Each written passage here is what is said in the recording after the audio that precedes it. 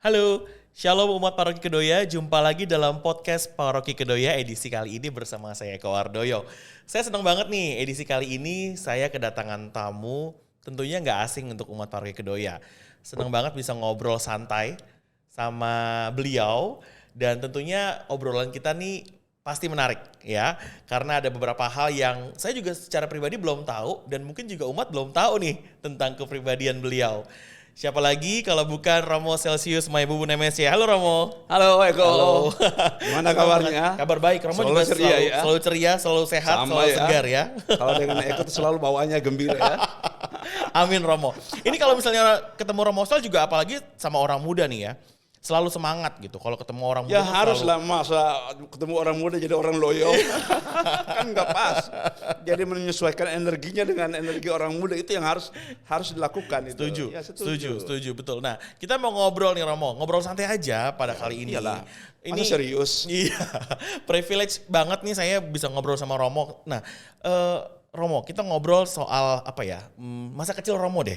Saya mau tahu nih masa kecil Romo lahir di mana, terus kenapa Romo memutuskan pada saat itu hingga sekarang ingin menjadi imam. Kita flashback nih Romo. Ini kok mau diajak cerita jadi panjang sekali ya. Ya tapi ya sudahlah, kita coba ya. Iya. Jadi saya lahir dari keluarga yang sangat-sangat sederhana. Kami 6 bersaudara dan saya anak yang tertua. Ada 4 adik perempuan dan 1 adik laki-laki. Adik laki-laki kemarin itu meninggal waktu kerusuhan. Oh, ya, okay. Tapi ya sudah, itu situasi yang tidak perlu diangkat kembali di sini. Tapi yang penting adalah orang tua kami itu mendidik kami dalam iklim kerohanian yang luar biasa. Dan mereka tidak hanya sekedar berbicara tapi memberikan contoh. Ya, dan itu sesuatu yang luar biasa. Nah, saya kira dari iklim kerohanian seperti ini lalu kemudian anak-anaknya berpikir tentang bagaimana hidupnya itu sungguh-sungguh berarti dan bermakna untuk orang lain. Nah, jangan kaget ketika saya mau mengatakan bahwa semua adik perempuan saya itu memilih menjadi guru agama.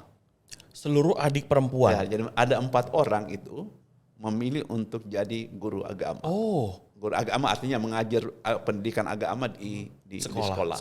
Di situ. Nah, itu sesuatu yang terjadi karena kita dibina dalam iklim itu. Kalian mesti membina satu kehidupan yang berarti bermakna untuk orang lain.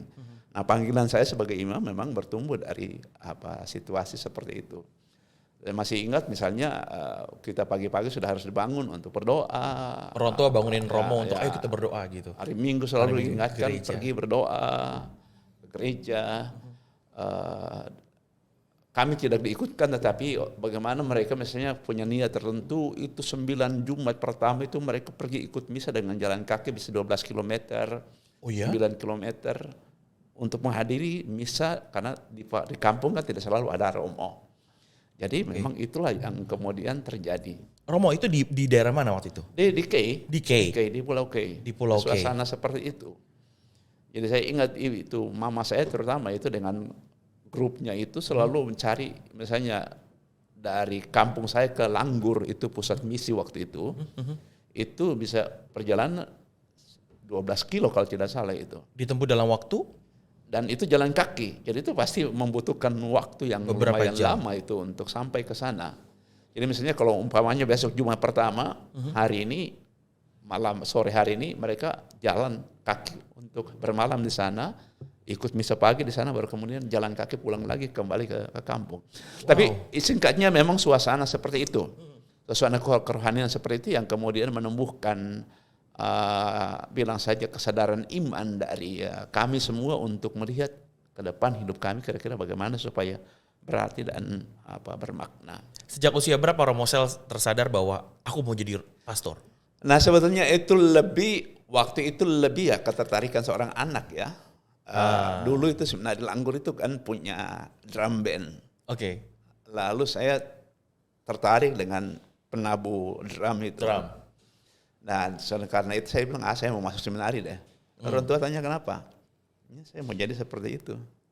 Itu yang pertama. Yang kedua itu melihat romo-romo Belanda itu, waduh asik juga ya. Waktu misa ngangkat itu barang bulat itu. hosting itu, wah menarik ini. Oh jadi kelompok drum band itu dulu adalah anak-anak seminari, Romo? Sebenarnya, jadi mereka datang ada kunjungan ke kampung-kampung untuk aksi panggilan. Oh, dan Romo tertarik mau jadi seperti tertarik, itu gitu ya? jadi seperti itu. Jadi udah masuk dan begitu ada pendaftaran untuk jadi pemukul drum, ya udah saya ikut di situ. Dan Jadi terwujud? terwujud. Jadi anggota tim inti, anggota inti dari drum band itu. Ini umat sekalian kayaknya pada belum tahu kan bahwa Romo pernah menjadi anggota drum band. Ya kan? Ya. Nah, Jadi, lalu gimana Romo? jadi ya itu, tapi nanti kemudian seiring perjalanan kan ada satu kisah dari ibu saya yang memang sangat-sangat menarik dan itu menjadi sesuatu yang saya pertimbangkan secara serius pada waktu saya SMA kelas 3. Jadi saya masuk seminari kecil itu sudah dari tamat SD, itu sudah masuk ke asrama. Oh, asrama jadi seminari. usia SMP sudah di seminari? Asrama seminari, sudah dibina di sana. Tapi ya sudah, masih anak-anak ya, motivasi ya dangkal ya. Ya. Sekedar ramai-ramai ada teman masuk jadi anggota drum band. Tapi sudah jadi anggota drum band, mau cari apa lagi ya? Udah. Jadi dari semula semangat, lama-lama semangat tuh mulai menurun. Oh, menurun malah. Oke. Ngapain lah, sudah jadi anggota drum band, ya udah sudah selesai Yang kan. penting udah tercapai nih. Kan. Iya kan? Nah, tapi kemudian ya sudah, ketika tamat SMP, lalu mesti mendaftar lagi untuk masuk ke SMA. Saya tinggal 1 hari sebelum masuk ke asrama, baru saya kemudian turun dan mendaftar lagi karena lihat teman lain, oh kalian mendaftar, ya udah saya ikut aja. Oke. Nah, tapi ini ada satu cerita dari ibu saya yang nanti kemudian pada sesudah SMA kelas 3 saya pertimbangkan secara serius pada waktu SMA kelas 3. Waktu itu. Jadi ibu saya cerita tentang masa kanak-kanak saya yang saya sakit-sakit, ya. Kemudian karena sakit itu kemudian saya sudah meninggal. Menurut ibu saya waktu bayi udah meninggal, dan ibu saya kan sangat sedih, dan dia kemudian ketika saya sudah disemayamkan di rumah, ibu kemudian lari ke gereja. Oke. Dan dia berdoa di Arca Hati Kudus Yesus. Doanya sederhana saja, Tuhan, Engkau sudah berikan anak ini kepada saya, berikan saya kesempatan untuk menjadi ibu yang baik untuk dia. Dan kalau dia hidup, saya akan persembahkan dia untuk Tuhan. Kata mempersembahkan dia untuk Tuhan itu menjadi bahan permenungan saya waktu saya di SMA kelas 3. Ya. Dan refleksinya, ibu berdoa supaya saya diberi hidup lagi di Arca Hati Kudus. Dan karena itu saya mengatakan, kalau Tuhan memberi hidup kepada saya, hidup yang sungguh-sungguh diberikan kembali kepada saya, lalu apa balasan saya untuk itu? Apa rasa terima kasih saya untuk itu? Dan karena itu lalu saya memutuskan, saya mau jadi imam Hati Kudus. Hati Kudus. Hati Kudus. Mempersembahkan diri seutuhnya. Ya. Saya menjadi imam Hati Kudus, imam MSC. Karena hidup yang saya dapatkan kembali itu berkat doa ibu di Arca, di depan Arca Hati Kudus Yesus. Itu kenapa lalu saya memilih menjadi MSC, bukan calon imam diosesan, karena refleksi iman itu. Jadi itu sesuatu yang jadi serius amat. ini cerita menarik, Romo. Nggak apa-apa, kita ngobrol santai. ini saya juga baru tahu ini.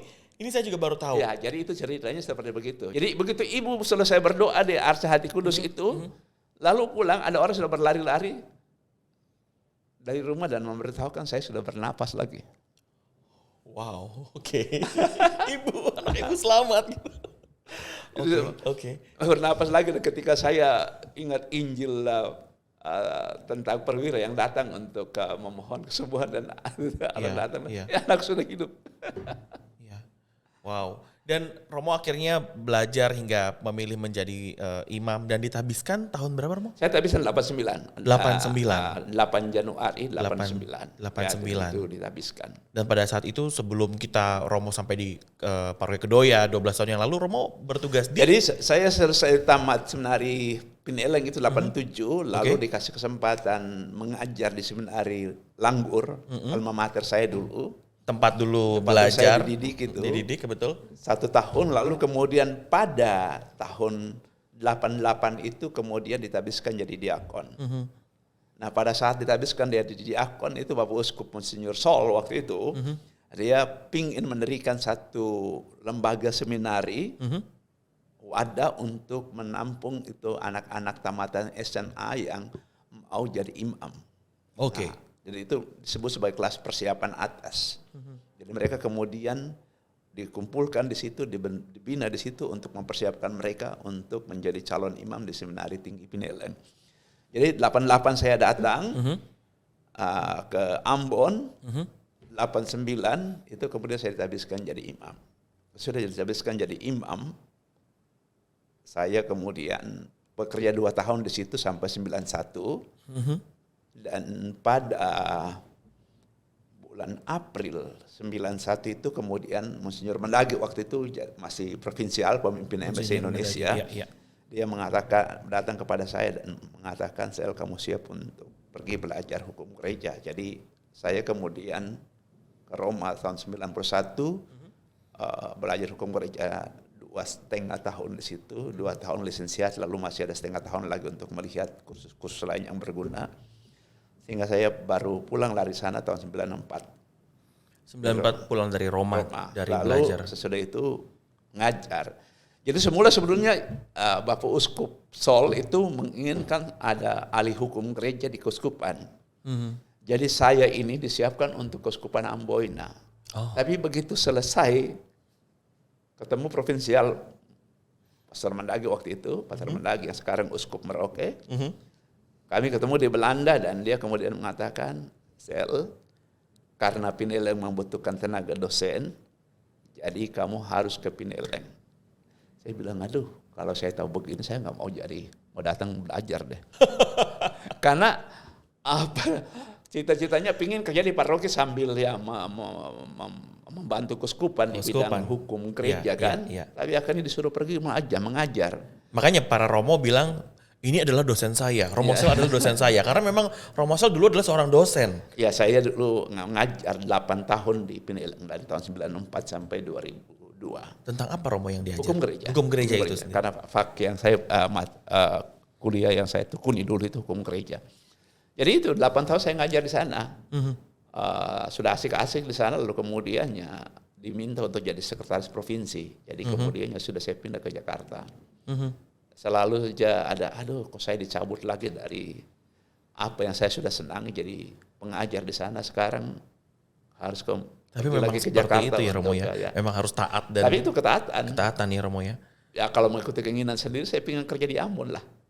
Di Ambon waktu itu. Iya. Tapi karena kebutuhan Pineleng ya saya harus taat. Karena ya memang waktu saya ditabiskan jadi imam itu doa saya cuma 2. Doa saya waktu saya ditabiskan, waktu tiarap itu. Tuhan, bantulah aku untuk tidak menjadikan posisi saya, jabatan saya sebagai imam ini sebagai kesempatan untuk memperkaya keluarga. Oke. Karena saya tahu saya dari keluarga sederhana. Tapi Tuhan, semoga saya murni pingin jadi imam untuk umat Allah, untuk melayani. Jadi tidak ada keinginan untuk memperkaya keluarga. Lalu yang kedua, ini yang ceritanya ini soal ketaatan. Jadi saya dulu ketemu dengan Bapak Uskup. Kami makan. Waktu itu saya dengan 3 teman, 2 teman, 3 teman, 4 malah. Kami pastoral weekend pada tingkat 3. Pastoral weekend di Paroki Katedral Manado. Dan saya dengan 1 teman lagi, Pastor Paul CMSC, kami MSC 2 projo. Kami MSC. Kami berdua kemudian suatu ketika makan dengan Bapak Uskup, Keuskupan Manado Monsinyur Mors. Duduk makan itu. Makan bersama lalu kemudian dia cerita sesuatu mengenai ketaatan para imam. Ketika ada penugasan kemana-mana. Dan itu cerita yang muncul dari keprihatinan. Dan cerita itu begitu mengesan sampai saya mengatakan, saya akan jadi imam yang sepenuhnya taat pada keputusan pimpinan, pada uskup di mana saya bekerja. Nah itu memberikan penjelasan kenapa saya tidak menolak ketika diminta lagi untuk menjadi pastor paroki Kedoya sampai 12 tahun. Itu. Sampai 12 tahun. Karena soal ketaatan. Tapi ya itulah. Yeah. Nah itu perjalanan saya. Jadi saya sudah cerita, jadi saya 6 tahun sebab ya nanti cerita lagi tentang saya, tapi saya ditugaskan untuk menjadi sekretaris provinsi MSC Indonesia 6 tahun. 6 tahun. Lalu sudah itu saya selesai dikasih tugas di paroki Cideng. tahun 2008 sampai 2011 kemudian datang ke Kedoya sampai 2023 bro. Oi, panjang amat.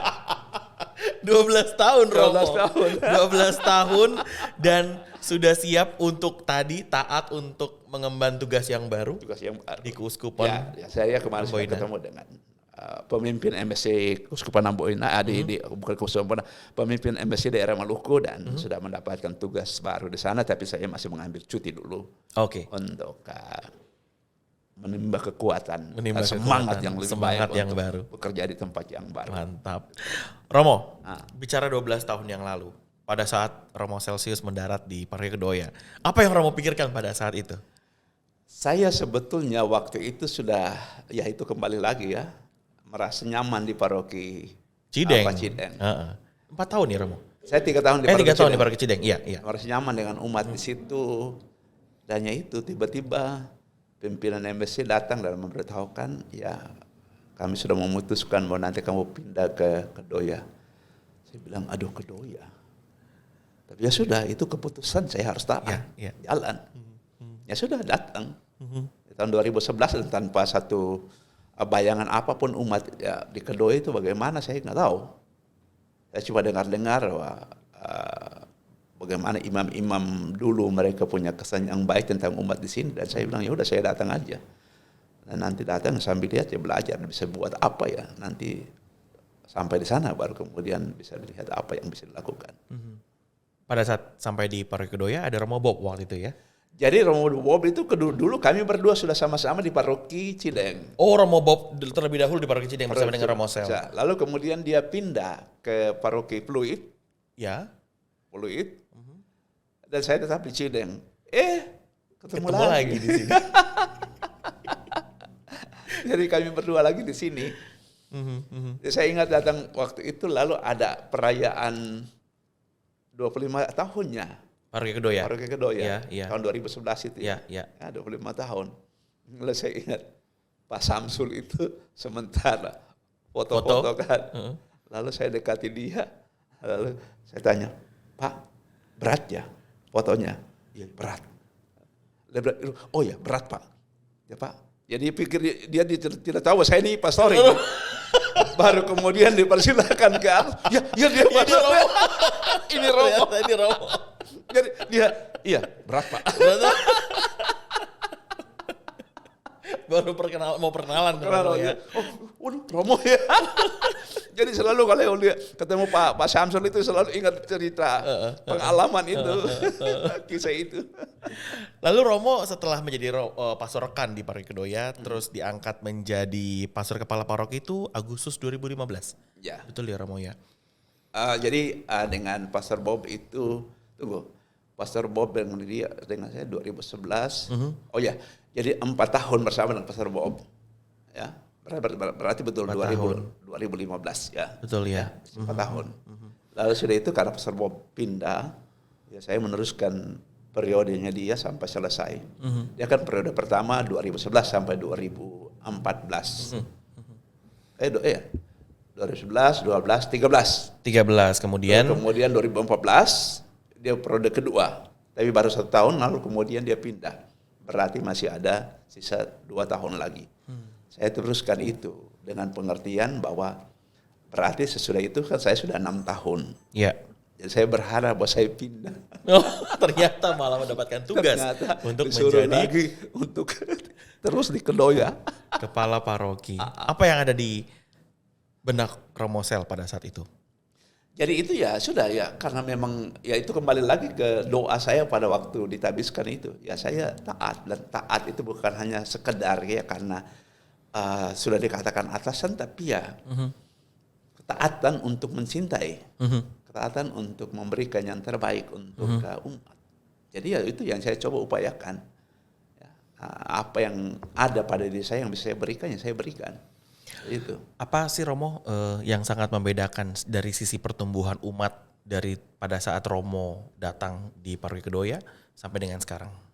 Kita tidak punya satu data ya yang ya bilang saya dapat kita pegang menyangkut pertumbuhan imannya. Artinya kita tidak bisa punya penilaian kira-kira dari dulu sampai sekarang, dari 0 sampai 10 itu kira-kira berapa. Ya. Itu kan kita tidak bisa punya penilaian. Apakah saya semakin rajin berdoa? Kan Romo juga tidak tahu kan gitu. Ya. Tapi apakah Romo melihat perkembangan umat? Yang saya lihat, yang saya kira itu terus dijaga, dirawat dan ditumbuhkan itu Adalah orang punya semangat untuk berdoa. Tapi doa yang menghantar mereka, menghantar umat untuk berpikir tentang apa yang bisa kami lakukan untuk orang lain. Apa yang bisa kami buat untuk orang lain. Ya, yang nanti kemudian hari saya merumuskan dengan kata-kata 5 roti dan 2 ikan. Tetap bisa dibagikan dan masih ada sisa. Masih ada kelebihannya. Itulah yang Romo selalu katakan ya. Ya. Makanya kita punya semboyan itu, kita sampai punya ditulis dalam sebuah prasasti itu. Ya, jadi itu kamu harus memberi mereka makan. Ya. Tapi itu kan sebetulnya ungkapan yang mau menggambarkan apa yang sudah hidup sebetulnya dan mengajak umat untuk terus menjaga, merawat itu apa yang sudah ada itu. Dan ini sesuatu yang luar biasa. Ya. Dan saya dari tahun ke tahun saya melihat bagaimana umat ini benar-benar bergiat dalam rupa-rupa hal menyangkut pembinaan iman, menyangkut kegiatan sosial karitatif. Suatu yang memang yaitu iman ditumbuhkan, tapi iman harus berbuah dalam perbuatan-perbuatan baik. Dan itulah yang dilakukan, itulah yang dihidupi. Nah saya kira ini saya berhadapan dengan umat yang ya mungkin karena ada dalam Keuskupan Agung Jakarta, arahnya jelas dan umat membentuk diri ke arah situ. Ketika kita berbicara tentang gembala yang baik dan murah hati. Nah, arah sudah jelas. Jadi pastor siapapun yang masuk dia akan membawa umat ke arah itu, mendorong umat ke arah itu. Lalu apapun kegiatan-kegiatan yang dilakukan, program-program apapun memang dimaksudkan untuk menempa umat, membina umat agar menjaga, merawat, mencapai, mewujudkan apa yang sungguh-sungguh dikehendaki oleh keuskupan dan sebetulnya dikehendaki oleh Yesus yang menjadi cita-cita Yesus, gembala baik dan murah hati yang sungguh bukan hanya cita-cita tapi dihidupi oleh serius lagi ya Romo, dihidupi oleh Yesus. apa yang Romo rasakan? Artinya tantangan terberat apa yang Romo rasakan pada saat Romo ada di Paroki Kedoya? Saya rasa sejauh saya mengalaminya, saya melihat bahwa justru di sini saya menemukan tantangan ialah bagaimana memberikan ruang yang seluas-luasnya kepada awam untuk berpikir tentang apa yang bisa mereka lakukan dan mendorong mereka untuk itu. Dan sebetulnya itu yang seharusnya gereja, bukan karya seorang Romo. Tapi karya umat Allah. Dan umat Allah itu ada umat awamnya, ada biarawan-biarawatinya, ada romonya. Nah masing-masing orang menyadari tugas peranannya. Lalu Romo Paroki hanya menjaga supaya tugas peranan itu kemudian dijaga, diwujudkan dengan sepenuh hati. Saya selalu mengatakan menjaga agar orang tumbuh dalam iman yang mendorong mereka untuk terlibat dalam rupa-rupa program kegiatan. Tapi intinya adalah membina diri dalam hal ini, hati, tapi kemudian aksi. Pengetahuan harus ada, tapi pengetahuan tanpa kasih itu nanti akan repot. Jadi aspek hati perlu dibentuk, tapi lalu sudah itu iman yang dalam hati itu hanya akan menjadi iman yang mati. Maka iman itu harus diwujudkan, diungkapkan. Nah itulah perbuatan-perbuatan kasih yang kita sebut sebagai karya sosial karitatif sebetulnya. Dan Kedoya sangat kuat dalam hal itu. Itu. Saya melihat pertumbuhan yang luar biasa. Saya ketika Pastor James diberikan tanggung jawab untuk itu kan dia ada kekhawatiran. Tapi saya mengatakan kita sudah ada dalam di tengah-tengah umat yang sungguh-sungguh sudah tahu apa yang menjadi peranan mereka, apa yang menjadi fungsi mereka, apa yang dapat mereka lakukan. Jadi itulah yang kemudian saya terus mendorong Profesor James terima tanggung jawab ini, karena memang inilah bagian dari umat yang sungguh-sungguh mereka akan mendukung Romo sepenuhnya, karena mereka sudah tahu apa yang menjadi tanggung jawab. Dasarnya sudah ada umat di paroki kita tuh ya Romo ya. Sudah ada. Jadi ya saya rasa itu yang saya dapat katakan. Saya melihat umat yang sebetulnya dari dulu itu sudah menjadi umat yang sungguh-sungguh serius dengan imannya. Tapi iman yang tidak hanya sekedar membawa mereka pada pengungkapannya, tapi membawa mereka pada perwujudannya. Iman itu selalu punya dua aspek, pengungkapan. Pengungkapannya itu dalam liturgi, dalam doa dan khususnya liturgi, khusus lagi Ekaristi, dan perwujudannya itu dalam bentuk karya-karya sosial, karitatif. Tapi juga pembentukan iman itu juga melalui misalnya program-program lain seperti misalnya CAP, misalnya BLCAP, atau misalnya EJ sekarang masuk Mawos Jani, atau kegiatan-kegiatan lain, penalaman kitab suci macam-macam. Itu cara-cara untuk menjaga dan merawat iman itu. Saya kira itu yang saya rasa umat sudah tahu apa yang mereka lakukan, dan Romo hanya punya tugas dan tanggung jawab mendorong supaya itu terus dilakukan, terus dilaksanakan dengan sepenuh hati. Romo, adakah keinginan Romosel yang belum terwujud program di Paroki Kedoya? Saya sebetulnya punya sesuatu yang saya rasa memang masih harus dikembangkan, diperjuangkan. Dan saya kira itu bukan cuma sekadar masalah. Mari kita tidak menggunakan masalah, tapi merupakan tantangan di hampir semua paroki. Keterlibatan orang muda di paroki. Keterlibatan orang muda di paroki. Kesadaran bahwa mereka ini dimiliki oleh paroki ini. Orang menggunakan sense of belonging, dan biasanya kalau diterjemahkan sense of belonging berarti kesadaran bahwa paroki ini milik saya. Saya menerjemahkan lebih seperti kesadaran bahwa saya dimiliki oleh paroki ini, dan karena saya dimiliki oleh paroki ini, saya mau memberikan sesuatu untuk paroki ini. Memberikan sesuatu dari bakat kemampuan saya. Bukan hanya sekedar terlibat dalam kegiatan-kegiatan rutinitas yang bersifat rutin. Doa, misa. Tapi terutama melihat ini bakat kemampuan saya akan sumbangkan untuk kemuliaan Tuhan dan untuk pertumbuhan perkembangan umat. Kita ambil contoh saja, misalnya di Komsos. Oh, ini saya punya bakat di sini. Saya rasa saya punya minat di sini. Ini saya bisa berikan sesuatu dari ini untuk paroki. Saya punya bakat musik, nyanyi. Oke, saya mau berikan ini untuk paroki. Bergabung di paduan suara. Ya, saya terus bukan paroki dalam arti saya mau terlibat di sana untuk memuliakan Tuhan, dan saya akan sungguh-sungguh merasa bahagia karena hidup saya berarti dan bermakna. Menemukan makna karena bakat saya sungguh-sungguh dapat saya sumbangkan untuk kemuliaan Tuhan dan untuk pertumbuhan iman dari umat paroki. Tapi bagaimana menurut Romo perkembangan orang muda paroki kita sekarang ini, sejauh ini Romo? Nah, itu yang saya tadi katakan, itu tantangan kita ke depan. Artinya dari segi kuantitas kan belum banyak yang terlibat. Padahal data-data yang kita punyai, jumlah orang muda kan lumayan banyak ya.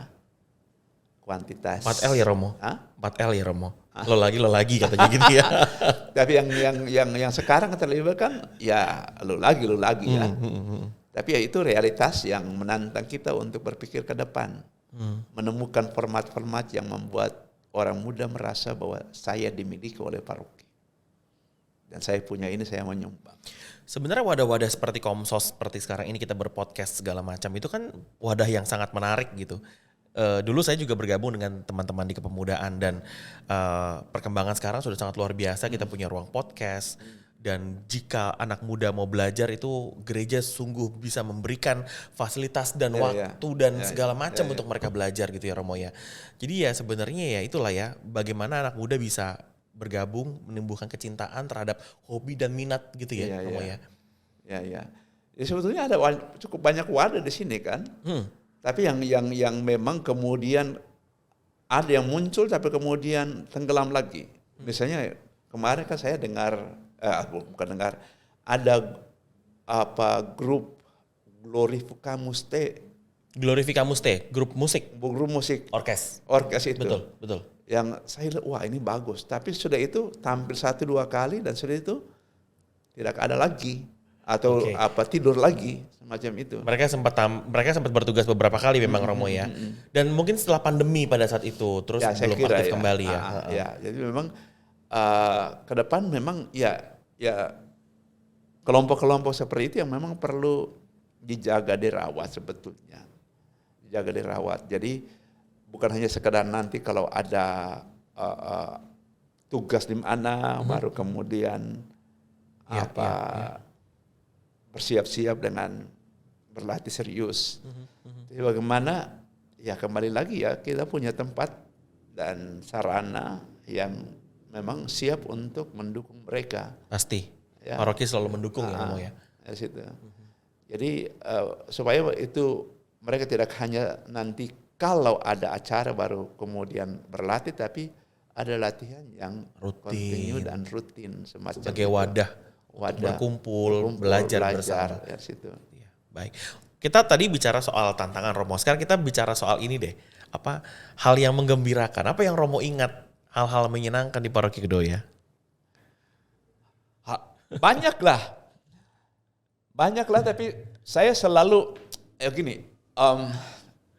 di Dewan Paroki Harian itu, hal yang sungguh-sungguh saya sangat-sangat hargai ialah orang ketika rapatnya memang serius. Setiap orang anggota dewan itu tahu apa yang menjadi tanggung jawabnya dan dikerjakan dengan serius. Tapi keseriusan itu selalu dibarengi dengan humor. Jadi ketika serius-serius ngomong, ketika tiba-tiba ada yang nyelutuk sesuatu yang humor, yang bersifat humor, udah yang lain ikut nyambung gitu. Jadi pada ketawa dulu, bisa 5-10 menit orang ketawa dulu, cerita macam-macam. Tapi intinya ya itu, jadi orang kerja dalam suasana gembira, kerja dengan gembira, serius. Tapi ketika ada yang mulai cerita-cerita lucu, yang lain udah nyambung itu. Nah udah, ini jadi ramai gitu. Nanti kemudian orang, ini sudah 15 menit kita masuk lagi. Tapi intinya kan hal-hal seperti begitu, dan untuk saya ya seharusnya dinamika kerjanya memang seperti begitu. Jadi ada saatnya di mana kita serius, tapi ada saatnya di mana kita bisa ketawa bareng. Dan itu kan membuat kita kan menjadi semangat. Rapat tidak lagi dialami sebagai sesuatu yang membebani, tapi sesuatu yang dilaksanakan dengan penuh sukacita karena yaitu serius, ada humornya, serius ada ketawanya, semacam itu. Nah hal yang untuk saya ya seperti inilah seharusnya komunitas paroki.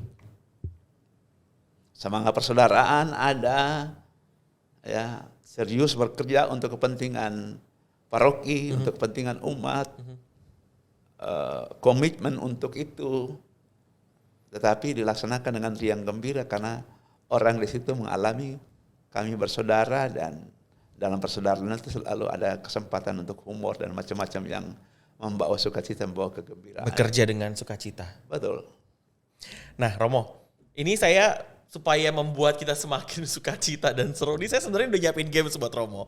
Kan nggak tahu nih, umat Andreas pernah nggak ya main game sama Romo? Tapi sebelum kita main games nih Romo. Ini game apa nih? Gua jadi deg-degan ini. Disuruh menjawab lagi lalu susah lagi. Makanya di awal kan saya bilang, saya senang banget nih ngobrol sama Romo Sel ini ya.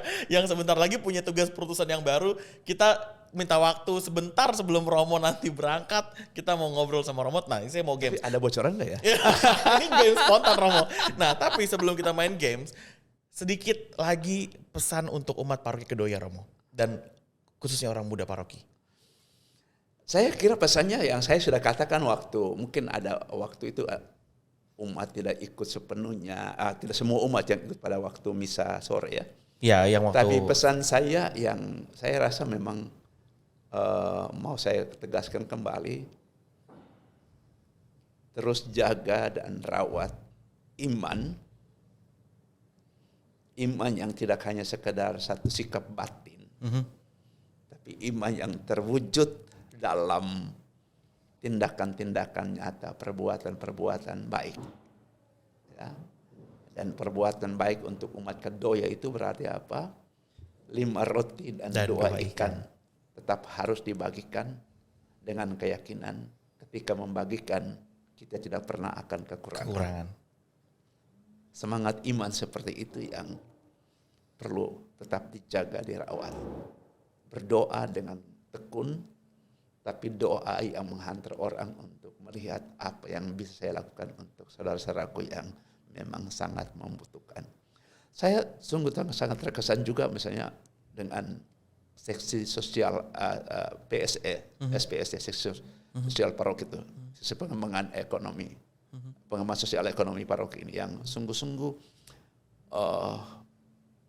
menerjemahkan itu 5 roti dan 2 ikan itu harus diwujudkan dalam bentuk apa.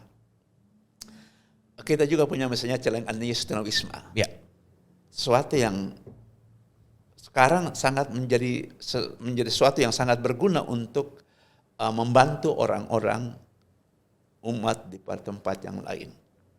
Misalnya dari celengan Yesus Tunawisma itu kita sudah bisa membantu panti asuhan atau asrama di Darit. Oh, oke. Dengan bantuan itu, dengan celengan Yesus Tunawisma itu kita bisa membantu keluarga-keluarga sederhana di sini untuk renovasi rumah dan macam-macam. Dengan uang yang dikumpul dari program celengan Yesus Tunawisma itu, lalu kemudian kita misalnya, contohnya kita bisa membantu Romo yang tidak punya toilet dan kamar mandi di tempat terpencil, di salah satu tempat terpencil di Pulau Buru. Oh, oke. Ya. Nah, dari itu semangat itu, saya selalu bergembira ketika kita mengungkapkan keadaan seperti itu. Ada sekian banyak orang membutuhkan apa di mana. Jawabannya, Romo siap. Romo kita akan bantu. Cepat. Cepat menanggap itu yang untuk saya itu menyentuh. Dan itu yang harus tetap dijaga, dirawat. Melihat sesuatu, merasakan bahwa itu bukan penderitaan mereka, tapi itu juga penderitaan saya. Itu yang kita sebut sebagai empati. Dan kemudian bertindak cepat. Kita punya, bilang saja, semangat itu dan kita punya sesuatu yang bisa kita sumbangkan. Dan itu yang harus tetap dijaga, dirawat ke depan. Jadi serius banget ya. Khusus untuk umat paroki Kedoya. Tadi untuk orang mudanya Romo. Nanti orang muda ya itu tadi itu.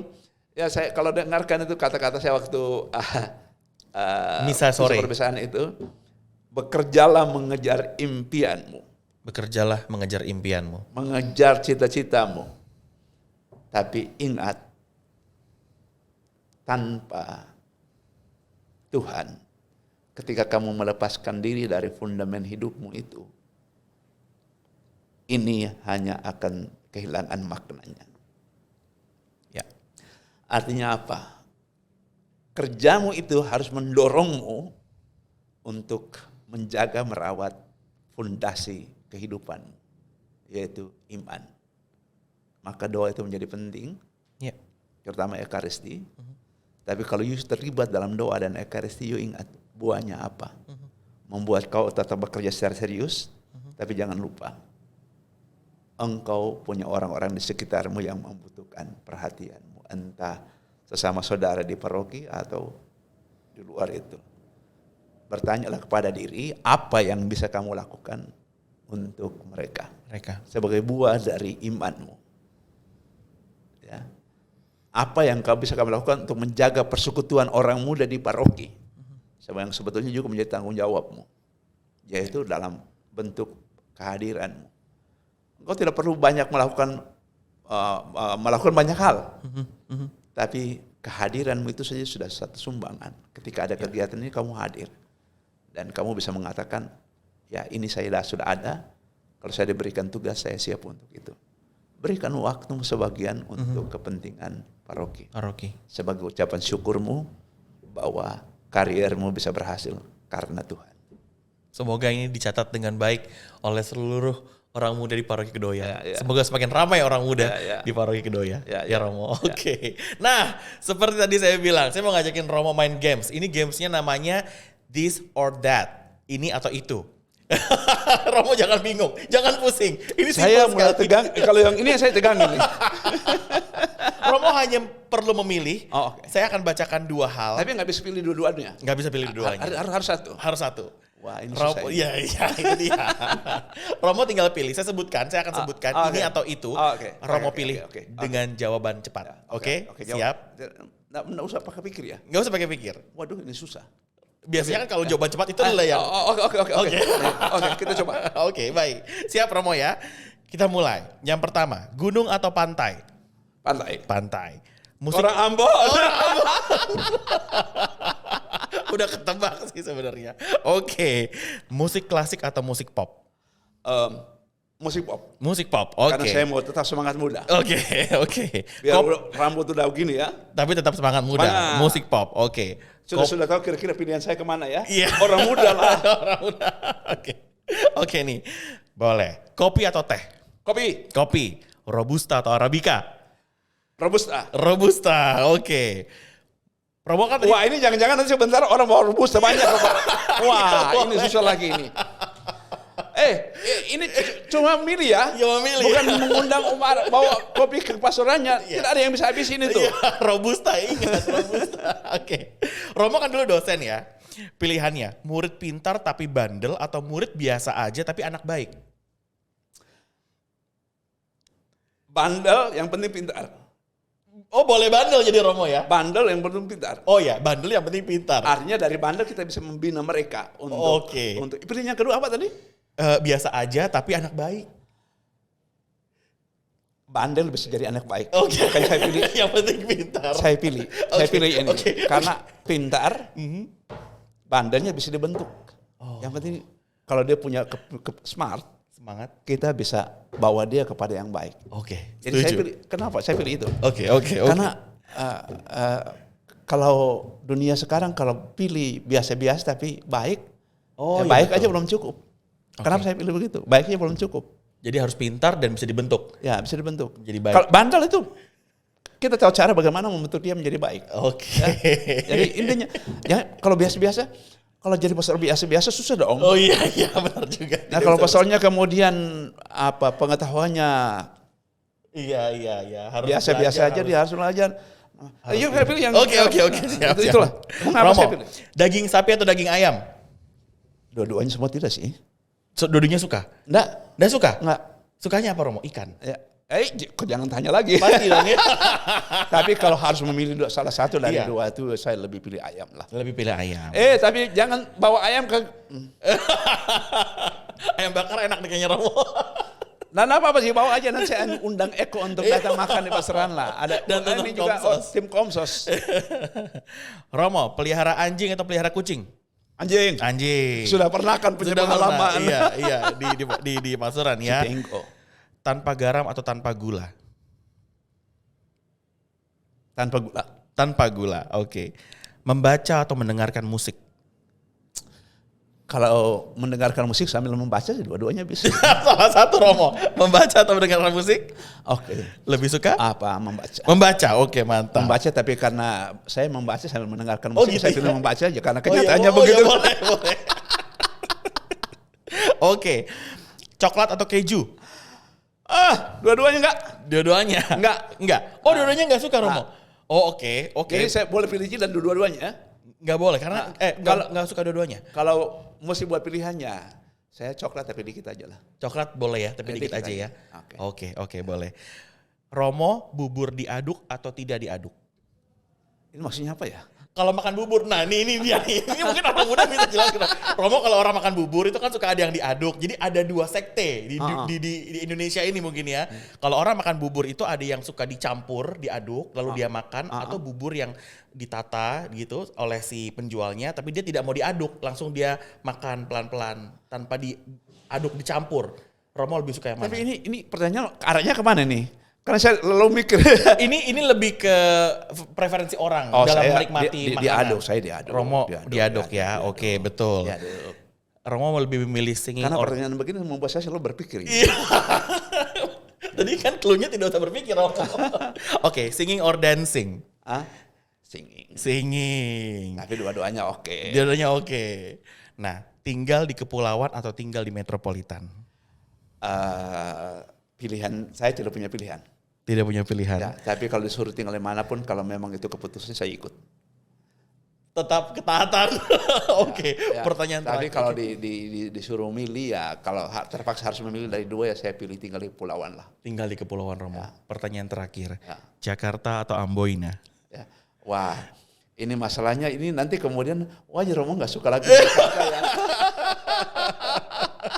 Woi, Kan tidak bisa berpikir, Romo. nanti saya ditolak oleh umat di Jakarta loh. Ini soal susah ini. Nah ini sudah. Ya ini kembali lagi pilihan. Kok mau membuat pertanyaan ini kalau berkaitan dengan kalau diri saya pribadi ya saya akan menjawab senaknya aja. Tapi ini Iya. saya ini peson loh, imam. Romo, hati di Jakarta, semangat nanti di Amboina. Ya, Begitu? enggak.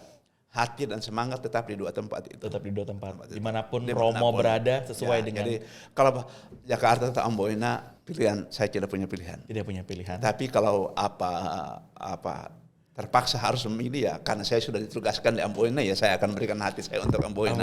Betul Meskipun sekali. saya tidak lupa umat Jakarta. Iya. Gitu. Nah, aman kan? Jadi saya tidak sudah colak di sini ya.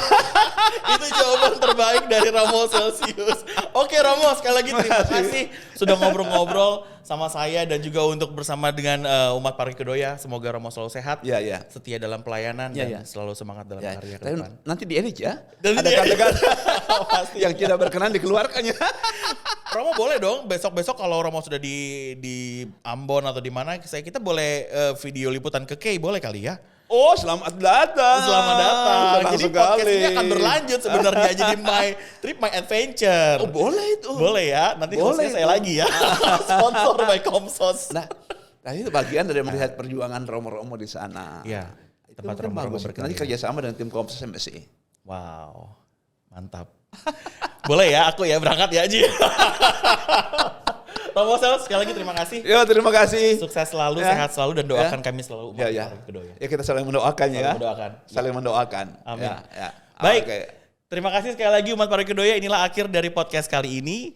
Silahkan like dan share video ini ke seluruh umat di Paroki Kedoya. Dan juga silahkan berikan komentar Anda mungkin untuk Romo Celsius, ucapan syukur, terima kasih, ataupun doa. Dan bagi Anda yang belum subscribe, silahkan subscribe supaya terupdate dengan berita-berita terbaru. Saya Kewardoyo, terima kasih banyak. God bless you all. Terima kasih Romo. Terima kasih. Sama-sama. Ayo.